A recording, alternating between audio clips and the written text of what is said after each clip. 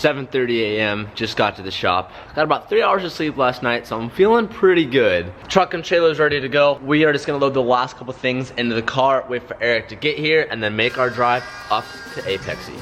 Some basic things that I'm bringing: distilled water for coolant. Not that I don't have any in the car now, but just in case we have an overflow, there's a slight leak, you have some backup. Oil, very necessary. Power steering fluid. WD-40, you never know. The CD7 display, just in case maybe we can wire it up somehow and we can use it. Definitely gonna need to get some more gas. And then of course, every tool you could possibly need if necessary, and some paper towels. The reason why you bring all those stuff is because dyno day doesn't mean your car's perfect day. Dyno means, I hope everything's perfect. I'm sure something's gonna fuck up. Let's make sure we bring enough tools to fix it when it fucks up. Stopped around the gas station right now, filling up the car with gas, and just filled up our separate gas tank with gas for the 350. Then we're headed to the dyno.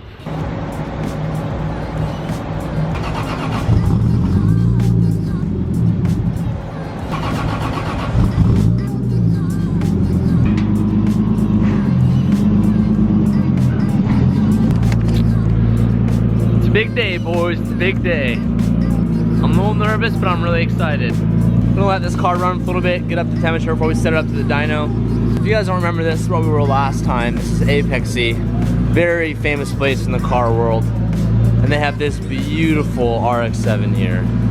Oh my gosh, right-hand drive. So beautiful, love it. So many cool things here. We have to make some last minute adjustments to the car before we start going. Gotta mess around with the solenoid, switch some things up, fixing our throttle cable and buttoning up some vacuum lines, and we should be ready to go.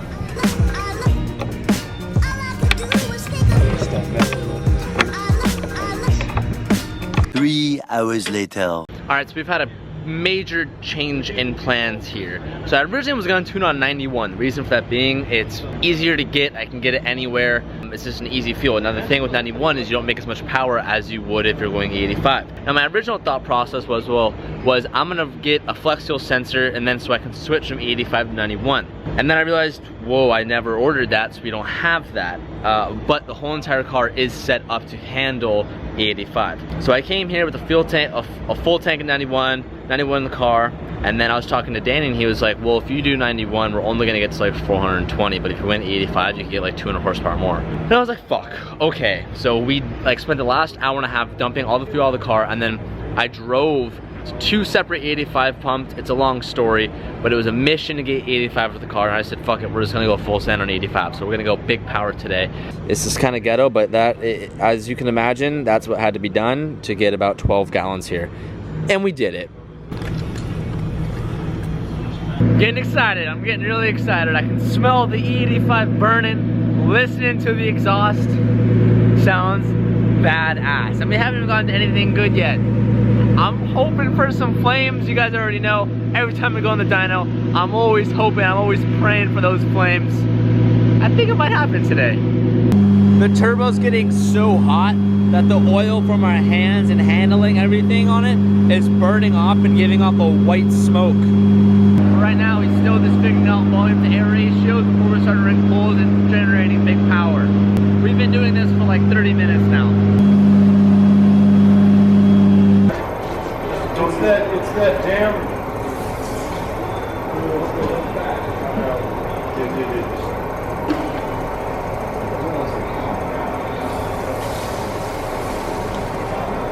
So what just happened, and this was our fear all along, is the return line that comes off of the turbo, the only way to route it is literally through the manifold, which is not the best design out there. But there is no other way to do it with our turbo, the way that it's set up. And from research and asking other people, you have to run the return line through the manifold, and it gets way too fucking hot. So what happened is our fitting got so hot that it loosens up, and some of the oil started to seep out. That oil started to turn white, and then it caught fire, and that's what that was. Pretty scary how literally everyone here remains calm. I'm like, oh my god, oh my god. So what we're doing is we're gonna do our best to tighten it.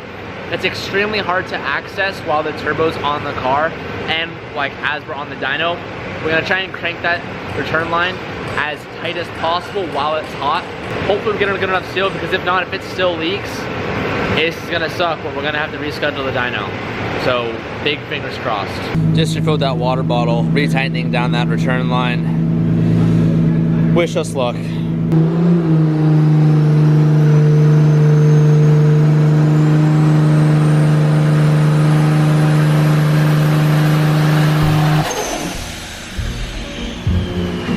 What's your name? You're on the vlog. My name's Jake. I'm a TJ Hunt subscriber. TJ Hunt all day.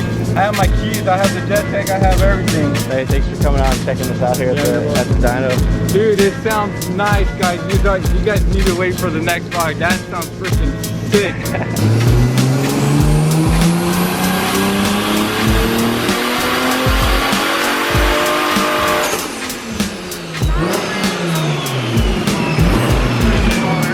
Right now we're making about 400 horsepower, 350 foot-pounds of torque on 9 pounds of boost.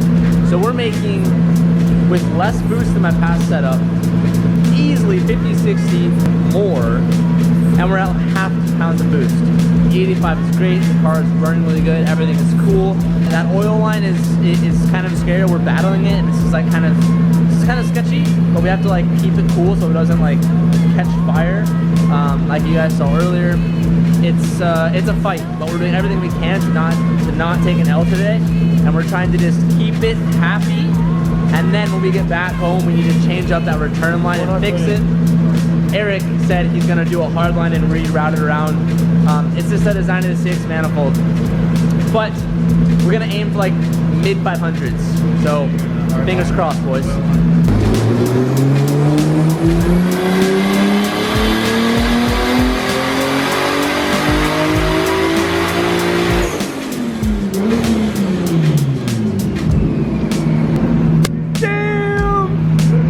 So to my understanding, what we've pretty much done all day, or so far, is loading pulls. Now, that is for figuring out the air to fuel ratio.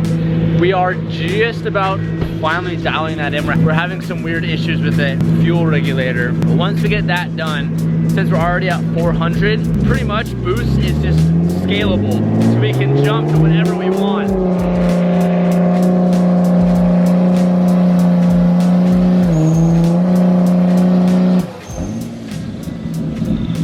We're cranking up right now. It's hard to film this and stand by and do everything at the same time, but right now we're getting like 470, 480, and we're only at 17, 18 pounds of boost, and we're going for like 22. Everyone now is taking bets on how much we're gonna push, but it's going really good. I'm gonna show you guys a shot. When Danny does a pull, you see the whole front end just raise up. It's pretty crazy.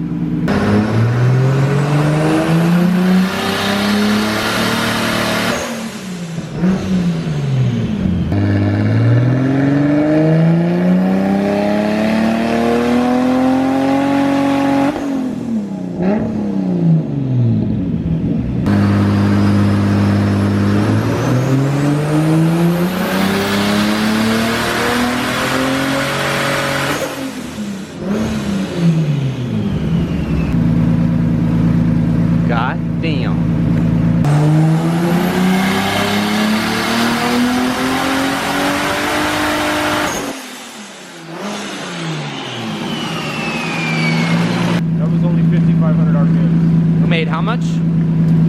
556.8, and we're still sub 20. I saw Danny grinning after that one. He's giving himself a little nod. Whoever owns that Garrett and sized this turbo did a hell of a fucking job. That line is not going away. It just continues on and on and on and on.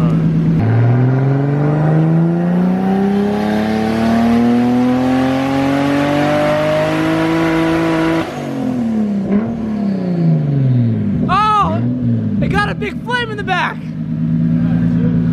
I didn't even know it was shooting flames. 564 horsepower, 528 foot-pounds of torque. You've done good, Garrett Turbo. You've done good. I think that's getting pretty close, but we're calling it for tonight. Danny just asked me if I was good with that. I said yeah, I wanted 500s. We are at 500s. And that is a big jump in power than what we were previously at. And we're hitting like 450 foot-pounds of torque at like high 3,000 RPM. That's an early spool. This turbo is awesome. Full boost, full RPM, redlining 6,800, maybe a little shy. We saw 86 degree intake temps at 20 psi. We saw 122 coolant temp max. What? 2 back-to-back pulls. Max intake air temp, thanks to our CSF fucking core. Thank you, Robbie. Amazing. That thing it's only at 86. Outside temp is 74 right now. Wait, our coolant temp didn't go above 120 the whole? Not at all. We don't even have fans on. We don't have anything on it. So purposely, because we want to handicap this. Yeah. We're in a really nice environment right now, so we want it to be. We want to handicap it. You know, if it can't run like this, you can't run it all out in the heat. So when we shroud it, we'll probably see much lower. So thermostat's got to go. So your motor may be a little loose, but hey, you'll be able to rack the shit out of this thing. And what's crazy is before this, when we had the radiator up front, guys, I couldn't even do a quarter of a lap without overheating. Our ECU would shut me down at about 220. That's an early cutoff, but we wanted to play it safe because we knew the car overheated so much. With this new rear mount radiator setup, when we had the long travel of the tubes and that CSF core, not even going above 120 is goals. Like, we're just having a lot of success today. Even Danny was saying how quick it's spooling, how cool. Like, watch this. Like, I can literally grip this. It's saying so cool. Our setup is so nice. I could not be more pumped right now. So here are our final charts for today. This dotted line is our original and where we tuned probably 3 or 4 months ago with Danny. So we were making 350 and then almost mid 300s in torque and horsepower. And where we are at now, we are in the mid 500s, so almost peaking to 570 with horsepower, and right now we're at 530 foot-pounds of torque. That is a crazy difference. Super excited on that. Everything today went pretty well. Danny, do you want to give a rundown of pretty much walk through as a tuner what you did? And made sure the wastegate for the boost solenoid was set up correctly so we could have control over the boost. Ran the Dynapack O2 sensor to it to be able to graph it all out. Just made sure everything was going nice and smooth. How did you feel about the numbers that we got? Did you expect that? Did you feel like you could have gotten more? Did it surprise you at all? For the amount of boost that we're running, about 20, 21 PSI, it kind of hits it a little bit. The numbers are ridiculously well. This GTX Turbo is just, it blew my mind. Good graph, good numbers. Was not expecting it. I'm gonna link Danny's stuff down below, so if any of you guys want to tune, and Danny only does standalones. He said a bunch of you guys hit him up last time for factory cars. He does standalones. If you're in Southern California, I recommend him to you guys. He's treated me awesome and has stayed the extra hours and has dealt with my bullshit when something goes wrong on the dyno. So if y'all are interested, his info is down below.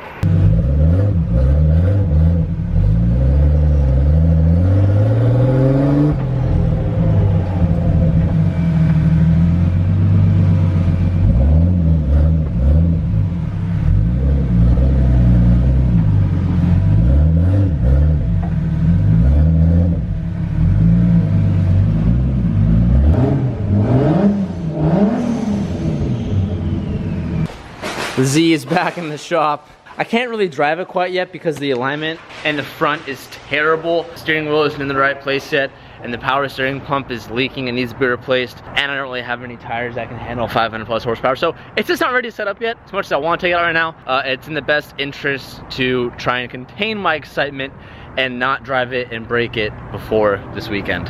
I am dying. I feel so tired. My body is just toast. Definitely pushing the limits of not sleeping and just constantly doing, but nothing is better than some toxin milk. So what are we doing tonight, boys? We're making another round of toxin milk. I'm gonna have my main sous chef, Sabrina, handle my meat. Sous chef? Nice meme. And I'm gonna handle the shells. Just a classic tox in milk. Any of you ever decide to make this, please tweet me a picture of your toxin milk. Qualifications for toxin milk, well, there's only one qualification. You have to make your own shells. You cannot buy pre-made shells, otherwise it's not toxin milk. What's up, guys? Just finished my tacos. Man, were they good. Oh, that milk. Oh, and that cheese. Oh, the combination is it's just unreal.